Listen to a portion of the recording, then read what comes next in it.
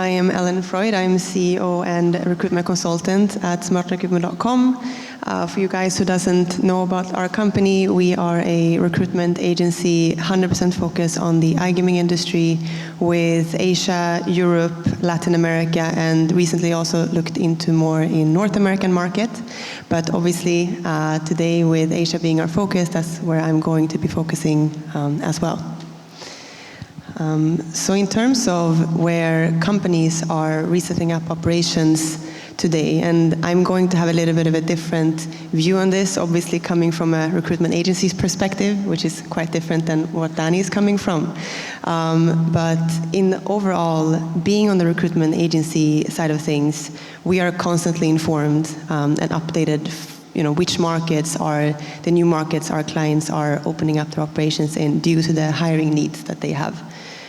So looking at the markets that we see that our clients in Asia are opening more offices in and reopening their offices in is countries like obviously Philippines, Taiwan, Malaysia, Thailand, and Dubai. And to start off with the Philippines, like we all know, this has been the iGaming hub of Asia for a very long time, and we believe it's continuing to be so as well. There, of course, were a lot of movements during and after the pandemic. There were also movements due to licenses like Pigo and the changes with the Pogo license. However, based on the current needs that our clients are having for recruitment, this is a major market for us still. As for Taiwan, it's also a big market where operations are continuing to set up. However, here it wasn't the same, from our view, kind of movement in terms of companies moving out during the pandemic. So they were kind of a steady market, at least from our view on the B2B clients over there. They were able to find remote or hybrid setups that worked well during the pandemic that they kept on using thereafter. As for Malaysia and Thailand, these two markets are, I would say, one of the markets that we have a very, very high demand from not only current clients, but also new clients who are opening up offices in. But due to the sensitivity, like Danny also mentioned to earlier, it's, from our view, much more done under the radar. It's not a very official hirings that they do. But we have a very high demand of people wanting to hire their employees in these specific markets due to various reasons. And lastly, I would say that Dubai is also one of those markets where we have had clients ongoing, but also continue to see that more and more companies are leaning towards opening up their offices in. It could be from various reasons, like Danny mentioned, also for tax purposes. And I think also one of the reasons is the time zone convenience due to in Dubai, it's only about 3 to 4 hours difference, approximately now, give or take, for a lot of the Asian countries, basically. From our view, it's a little bit more focused on iGaming, crypto, related companies opening their operations here, but both B2B and B2C companies. And besides, which markets that we see our clients are targeting to opening their offices in, I thought I can just briefly give some insights from our recruitment agency's perspective in terms of where we see that our clients want to target, which markets that they want to target with these offices, basically. And in terms of the main markets that we see a very high demand of the target markets is markets like Thailand, Indonesia, Vietnam, Malaysia, and India. Clients having a very high demand for experts in these markets, as well as experts in markets, for example, in Japan and Korea. And like Danny also mentioned, in terms of something that has been coming more and more to us in terms of inquiries from clients in Asia is actually setting up operations for Brazil. So of course, there can be companies that are, wanting to open operations out of Brazil or remotely out of South America, but we actually have a lot of operators running operations in Asia who are targeting Brazil from Asia. And these are markets that they want to grow their market share in. So the typical positions, that they're hiring for are all very focused on the market growth, basically. So any positions involving acquisition and conversion, business development and sales, product development, any kind of market strategic positions, as well as developers and payments. And then going to the last bit, which I guess I can give a little bit more insight in from a recruiter's perspective, obviously, is basically how to hire the best industry professionals. And this is something that I often repeat, talking to candidates, talking to clients, and that is that it's the candidates market. It's a high demand and a low supply. What I mean by that is that there is a higher demand than supply of qualified iGaming professionals in this iGaming industry. So if you as an employer talk to an interesting candidate for a position within your organization, you can count on that they are talking to 4 to 5 other companies at the same time who wants them to join their company. So this means that how you present your company, how you have your employer brand, how your recruitment process is being done is extremely important in order to convince this person to start working for your company in specific. Besides only the recruitment process being important, something that I like to highlight is the word positive candidate experience. And the reason to that is candidates have a tendency to talk to people in their network, to talk to their friends, they talk to people that they meet in events like these about their experience with certain companies. This can be good experiences, it can also be bad experiences. So, like we all know, one negative feedback is going to weigh more than 10 positive ones. So it's important to have a good strategy of how to hire these professionals in order to not stain your employer brand, basically. And a few things that you can do to avoid this happening is basically to update candidates about the application ongoing, keep them in the loop about what is going on, what's the next step going to be like, what are the feedback from the last interviewer that they had. Make the interview process very clear from the start. So what I mean by that is tell them how many interviews this is going to be, who are going to be the interviewers, are there going to be any kind of tasks, what is the timeline of this process, like how many weeks do they think that is going to be between the first and the last interview. The more details, the better. There cannot be something, I think, as too many details to make the candidates be able to prepare properly for the interviews. Another thing that is important to mention is to keep the hiring process as short as possible. Obviously, it's very important that you take your time to evaluate your candidates if they're going to be the best fit for your organization. However, having too many interviews, like going over 4 to 5 and plus interviews, there is a risk that candidates will lose interest. There is a risk that other companies might snap them from your hands.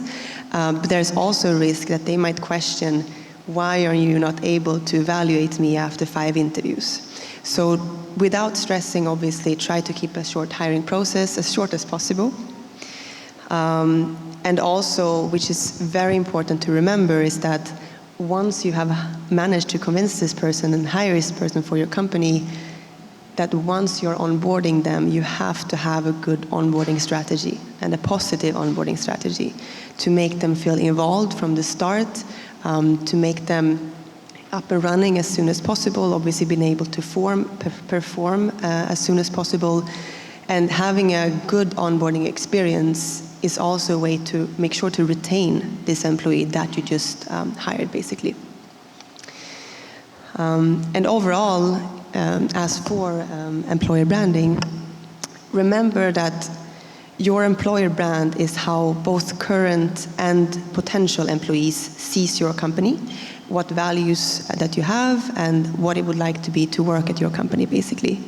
So employer brand affects the recruitment of new employees, the retention and engagement of current employees, and also the overall perception of your company in the market.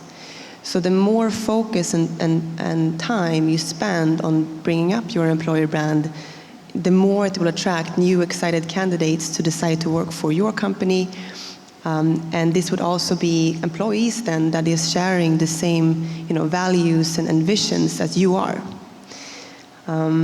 And from experience in being in this industry and doing this for about 6 years now, we know that specifically the top performers in this industry, the professionals that you want to work for your organization, they do their research. They will look at your social media. They will look at your websites. They will talk to people who might be working at your company at the moment, who used to work at your company, who used to interview with your company. So the employer brand is extremely important to make sure that you get the best people to decide to work for your company. And the last thing that is worth mentioning is basically something that we have seen is very, very valuable today among majority of the candidates that we speak to. And from our view as a recruitment agency, the pandemic and the following years have made candidates today seek for flexibility when looking for a new job. So this means, for example, full remote positions, hybrid setups, or other flexible setups according to the candidates, basically. So I think it's important for an employer today to think like, what can we offer as a modern employer in 2023? And as mentioned, some examples of these remote or these flexible work solutions can be, as mentioned, in remote, hybrid, where you work maybe a couple of days in the office, a couple of days at home. If that is not possible, because I know it doesn't work in all organizations and all positions, flex time or customized work hours can also be something that candidates really, really value. I mean, until maybe a few years ago, 4 to 5 years ago, I would say that salary was the main thing that candidates were looking for a new job. They just wanted a higher salary. This is, of course, still an important part when changing to a new job. However, today, the flexibility can even be a stronger negotiation alternative for a candidate. And it can, in many cases, also be more requested from the candidate. So if you will offer some kind of flexibility within your organization, whatever it might be, you might also then be able to not have to pay much higher salary for this person to join and on board with your company. And that was actually all from me today on these topics as well. Any questions regarding what I just went through? Okay, Dov.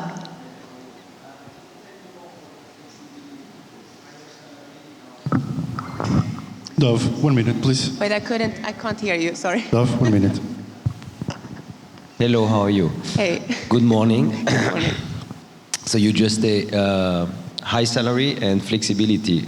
What type of flexibility? Because for me, it's a high salary, bonus, share on the company.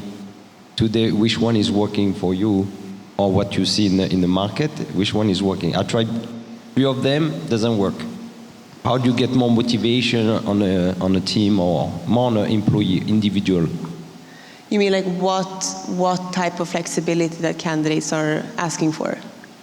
I mean, overall, looking at the candidates that we have in our database that we're talking to constantly, I would say it's a mix of the salary and the flexibility in terms of remote. Like, there's a very, very high focus on the remote side of things, and this is because the pandemic, created so many digital nomads.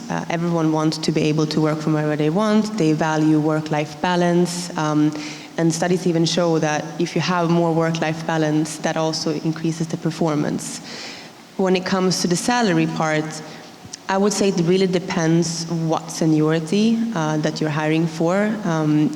Usually candidates with a little bit of a lower or less experience, they ask for more in terms of a more solid basic and maybe a smaller commission part, while more industry, like people with more industry experience, they're so confident in what they can perform in their work. So they are more open to having a even sometimes we have candidates dropping their basic salary very low to have a very generous either commission and bonus setup, based on the profit, depending on that's more in the director and C-level positions.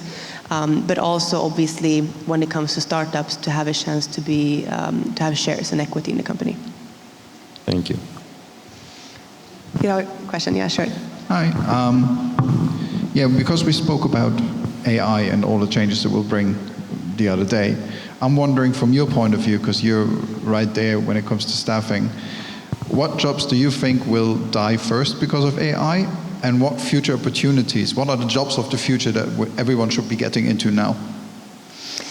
I mean, I don't think that any job completely is going to die out of AI, because there's still going to be need to have like a human factor.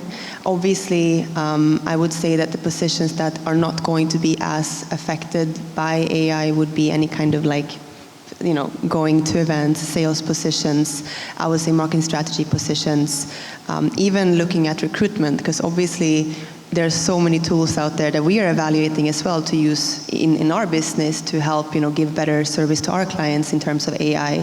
But you still need that, human factor in terms of the interviewing the candidates, getting that feeling, talking to them, rather than what an AI can do.